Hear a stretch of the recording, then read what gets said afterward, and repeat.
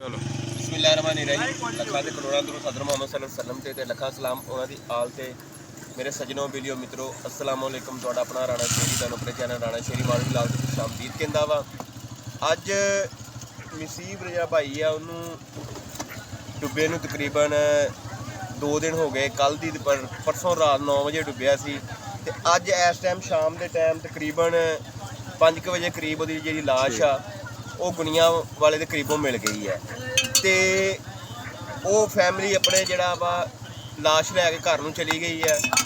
ਤੇ ਲੇਕਿਨ ਇੱਥੇ ਇੱਕ ਸਬਕ ਦੇ ਗਈ ਆ ਕਿ ਇੱਕ ਮਸੀਹ ਜਿਹੜਾ ਖਾਨਦਾਨ ਜਾਂ ਤੇ ਸਾਡੇ ਮੁਸਲਮਾਨ ਭਰਾਵਾਂ ਦਾ ਜਿਹੜਾ ਪਿਆਰ ਆ, ਸਾਡੀ ਪਰਸੋਂ ਤੋਂ ਮੜ ਬਲੋਚਾਂ ਵੈਲਫੇਅਰ ਸੁਸਾਇਟੀ ਜਿਹੜੀ ਆ ਉਹਨੇ ਜਿਸ ਤਰ੍ਹਾਂ ਉਹਨਾਂ ਨਾਲ ਤਾਵਨ ਕੀਤਾ ਉਹਨੂੰ ਯਾਦਾਂ ਲੈ ਕੇ ਚਲੇ ਗਏ ਨੇ ਉਹ ਇੱਥੋਂ। ਜਦੋਂ ਵੇਖੋ ਜੋ ਨੁਕਸਾਨ ਉਹਨਾਂ ਦਾ ਹੋਣਾ ਸੀ ਉਹ ਤਾਂ ਹੋ ਗਿਆ, ਕੋਈ ਗੱਲ ਅਸੀਂ ਕਰ ਨਹੀਂ ਸਕਦੇ। ਲੇਕਿਨ ਉਹਦੇ ਨਾਲ 2-3 ਚੀਜ਼ਾਂ ਅੱਛੀਆਂ ਹੋਈਆਂ। ਇੱਕ ਚੀਜ਼ ਇਹ ਹੋਈ ਕਿ ਸਾਡਾ ਜਿਹੜਾ ਆਪਸ 'ਚ ਪਿਆਰ, ਜਿਹੜਾ ਨਫ਼ਰਤਾਂ ਵਧਾਉਣ ਵਾਲੇ ਨੇ ਉਹਨਾਂ ਨੂੰ ਨਜ਼ਰ ਆਇਆ ਕਿ ਵਾਕਈ ਹੀ ਮੁਸਲਿਮ ਤੇ ਮਸੀਹ ਦਾ ਜਿਹੜਾ ਪਿਆਰ ਆ ਉਹ ਜਾਂ ਪਾਕਿਸਤਾਨੀ ਇੱਕ ਹੋਣ ਦਾ ਜਿਹੜਾ ਪਿਆਰ ਹੈ, ਇੱਕ ਕੌਮ ਹੋਣ ਦਾ ਜਿਹੜਾ ਹੱਕ ਆ ਉਹ ਅਸੀਂ ਅਦਾ ਕੀਤਾ ਸਾਰਿਆਂ ਨੇ। ਤੇ ਸਾਡਾ ਜਿਹੜਾ ਪੁੱਲ ਆ ਉਹ ਪੁੱਲ ਵੀ ਜਿਹੜਾ ਬਣ ਗਿਆ, ਭਾਈ ਕਮਰ ਤੁਹਾਨੂੰ ਵਿਖਾਉਂਦੇ ਨੇ, ਚਲੋ ਉਹ ਵੀ ਥੋੜ੍ਹਾ ਬਹੁਤ ਰਿਪੇਅਰ ਕਰ ਗਏ ਨੇ। ਤੇ ਚਲੋ ਇਸ ਮਸੀਹ ਨੇ ਆਪਣੀ ਜਾਨ ਦੇ ਕੇ ਤੇ ਸਾਡਾ ਚਲੋ ਪੁੱਲ ਬਣ ਗਿਆ। ਤੇ ਇਹ ਵੀ ਇੱਕ ਚਲੋ ਇੱਕ ਅੱਛਾ ਕੰਮ ਹੋ ਗਿਆ। ਲੇਕਿਨ ਉਹਦੀ ਇਨਸਾਨੀ ਜਾਨ ਨਹੀਂ ਆਉਣੀ ਤੇ ਉਹਨਾਂ ਕੋਲ ਉਹ ਭਾਈ ਨਹੀਂ ਆਉਣਾ ਹੈਗਾ ਜਿਹੜਾ ਉਹਨਾਂ ਦਾ ਚਲਾ ਗਿਆ ਵਾ। ਤੇ ਮੈਂ ਅਪੀਲ ਕਰਦਾ ਵਾਂ ਆਪਣੇ ਕਾਮੇ ਵਾਲਾ ਤੋਂ, ਹਕੂਮਤ ਤੋਂ ਕਿ ਨੁਕਸਾਨ ਹੋਣ ਤੋਂ ਬਾਅਦ ਨਾ ਕੰਮ ਕਰਿਆ ਕਰੋ ਜਾਂ ਨੁਕਸਾਨ ਹੋਣ ਤੋਂ ਬਾਅਦ ਨਾ ਉਹਦਾ ਕੋਈ ਹੱਲ ਕੱਢਿਆ ਕਰੋ, ਪਹਿਲਾਂ ਕੱਢ ਲਿਆ ਕਰੋ।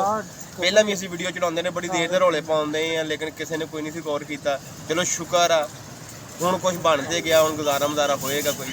ਇਹ ਜਿਹੜੀ ਗੱਲ ਮੈਂ ਆਪਣੇ ਵਲੌਗ ਦੇ ਸ਼ੁਰੂ 'ਚ ਕੀਤੀ ਆ, ਸਾਡੇ ਮੜ ਬਲੋਚਾਂ ਵੈਲਫੇਅਰ ਸੁਸਾਇਟੀ ਦੇ ਸੀਨੀਅਰ ਮੈਂਬਰ ਰਾਣਾ ਮਨੀਰ ਅਹਿਮਦ ਸੁਲਤਾਨੀ ਸਾਹਿਬ ਜਿਹੜੇ ਨੇ, ਉਹ ਜਿਹੜੇ ਮਸੀਹ ਖਾਨਦਾਨ ਆ, ਅਸੀਂ ਜਦੋਂ ਰਾਤ ਨੂੰ ਉਹਨਾਂ ਕੋਲ ਖਾਣਾ ਲੈ ਕੇ ਉਹਨਾਂ ਨੂੰ ਬਹਿ ਕੇ ਖਾਣਾ ਛਾਣਾ ਖਾਧਾ ਅਤੇ ਦੋਵੇਂ ਜਾਣੇ ਜਿਹੜੇ ਉਹ ਮਸੀਹ ਭਰਾ ਦਾ ਦੁੱਖ ਦੇ ਵਿੱਚ ਸ਼ਰੀਕ ਹੁੰਦਿਆਂ ਹੋਇਆਂ ਇੱਕੋ ਹੀ ਪਲੇਟ ਦੇ ਵਿੱਚ ਬਹਿ ਕੇ ਦੋਵਾਂ ਜਾਣਾ ਖਾਣਾ ਖਾਧਾ ਅਤੇ ਉਹਨਾਂ ਦੇ ਦੁੱਖ ਨੂੰ ਵੰਡਾਇਆ ਅਸੀਂ ਸਾਰਿਆਂ ਬਹਿ ਕੇ। ਅਤੇ ਸੁਬਾਹ ਜਦੋਂ ਹੋਈ ਅਤੇ ਤਕਰੀਬਨ ਸਾਰੇ ਦਿਨ ਆਪਰੇਸ਼ਨ ਚੱਲਦਾ ਰਿਹਾ ਅਤੇ ਤਕਰੀਬਨ ਸ਼ਾਮ ਦੇ ਟਾਈਮ ਜਾ ਕੇ ਜਿਹੜੀ ਆ ਉਹ ਲਾਸ਼ ਜਿਹੜੀ ਆ ਉਹ ਗੁਣੀਆਂ ਵਾਲੇ ਦੇ ਕਰੀਬ ਤੋਂ ਮਿਲ ਗਈ। ਇਹ ਵੇਖੋ ਤੁਹਾਡੇ ਸਾਹਮਣੇ ਜਿਸ ਟਾਈਮ ਉੱਥੋਂ ਲਾਸ਼ ਮਿਲੀ ਆ ਅਤੇ ਰੈਸਕਿਊ ਜਿਹੜੇ ਅਮਲਾ ਵਾ ਉਹ ਉਸ ਜਾਏ ਵਕੂਆ 'ਤੇ ਸੀ ਅਤੇ ਉੱਥੋਂ ਲਾਸ਼ ਉਹਨਾਂ ਨੇ ਰਿਕਵਰ ਕਰਕੇ ਉਹਨੂੰ DHQ ਹਸਪੀਟਲ ਪਹੁੰਚਾ ਦਿੱਤਾ। ਇਹ ਵੇਖ ਲਓ ਤੁਹਾਡੇ ਸਾਹਮਣੇ ਰੈਸਕਿਊ ਵਾਲਿਆਂ ਦੀ ਕਸ਼ਤੀ ਵੀ ਗੁਜ਼ਰਨ ਦਈ ਹੈ। ਅਤੇ ਅਸੀਂ ਜਦੋਂ ਜਾਏ ਵਕੂਆ 'ਤੇ ਪਹੁੰਚੇ ਅਤੇ ਉਸ ਟਾਈਮ ਤੱਕ ਰੈਸਕਿਊ ਅਹਿਲਕਾਰ ਜਿਹੜੇ ਨੇ ਉਹ ਲਾਸ਼ ਰਿਕਵਰ ਕਰਕੇ ਉਹਨੂੰ DHQ ਹਸਪੀਟਲ ਪਹੁੰਚਾ ਚੁੱਕੇ ਸੀ। ਅਤੇ ਅਸੀਂ ਉੱਥੇ ਜਾ ਕੇ ਇਹ ਦੇਖੋ ਇਹ ਜਗ੍ਹਾ ਜਿੱਥੋਂ ਲਾਸ਼ ਮਿਲੀ ਹੈ ਅਤੇ ਇਹ ਸਾਰਾ ਮਤਲਬ ਕਿ ਜਗ੍ਹਾ ਅਸੀਂ ਦੇਖੀ ਅਤੇ ਰਿਸਰਚ ਕੀਤਾ ਅਤੇ ਸਾਡਾ ਇਹ ਦਿਲ ਸੀ ਕਿ ਚਲੋ ਸਾਨੂੰ ਉਹ ਮਸੀਹ ਖਾਨਦਾਨ ਇੱਥੇ ਮਿਲ ਜਾਂਦਾ ਤਾਂ ਚਲੋ ਅਸੀਂ ਉਹਨਾਂ ਨਾਲ ਸਾਰੇ ਅਫਸੋਸ ਵੀ ਕਰ ਲੈਂਦੇ। ਲੇਕਿਨ ਥੋੜ੍ਹਾ ਜਿਹਾ ਅਸੀਂ ਲੇਟ ਹੋ ਗਏ। ਜਦੋਂ ਤੱਕ ਸਾਨੂੰ ਇਤਲਾਹ ਪਹੁੰਚੀ ਕਿ ਇਸ ਤਰ੍ਹਾਂ ਮਿਲ ਗਈ ਲਾਸ਼, ਸਾਡੇ ਆਉਂਦਿਆਂ ਤੱਕ ਉਹ ਜਿਹੜੀ ਆ ਲਾਸ਼ ਰਿਕਵਰ ਕਰਕੇ ਲਿਜਾ ਚੁੱਕੇ ਸਨ। ਲੇਕਿਨ ਫਿਰ ਵੀ ਆਹ ਦੇਖੋ ਜਿਹੜੇ ਉਹਨਾਂ ਦੇ ਮਨਾਜ਼ਰ ਨੇ ਉਸ ਟਾਈਮ ਦੇ, ਜਦੋਂ ਲਾਸ਼ ਰੈਸਕਿਊ 1122 ਵਾਲਿਆਂ ਨੇ ਰਿਕਵਰ ਕੀਤੀ ਅਤੇ ਉਹਨੂੰ ਐਂਬੂਲੈਂਸ ਦੇ ਵਿੱਚ ਪਾ ਕੇ ਅਤੇ DHQ ਹਸਪੀਟਲ ਲੈ ਗਏ। ਅਤੇ ਅਸੀਂ ਉੱਥੋਂ ਫਿਰ ਵਾਪਸੀ ਆਏ। ਵਾਪਸੀ ਜਦੋਂ ਆਏ ਅਤੇ ਰੈਸਕਿਊ ਵਾਲੇ ਜਿਹੜੇ ਆਪਣੀ ਕਸ਼ਤੀ ਵਗੈਰਾ ਜਿਹੜੇ ਨੇ ਉਹਨੂੰ ਪਾਣੀ 'ਚੋਂ ਕੱਢਣ ਦੇ ਸਨ। ਅਤੇ ਤੁਹਾਡੇ ਸਾਹਮਣੇ ਆ ਦੇਖੋ ਮਗਰਬ ਹੋਣ ਵਾਲੀ ਹੈ ਟਾਈਮ, ਸੂਰਜ ਬਿਲਕੁਲ ਥੋੜ੍ਹਾ ਜਿਹਾ ਰਹਿ ਗਿਆ, ਸੂਰਜ ਵੀ ਤੁਹਾਨੂੰ ਨਜ਼ਰ ਆਉਣ ਦਿਆ ਹੋਣਾ ਵਾ।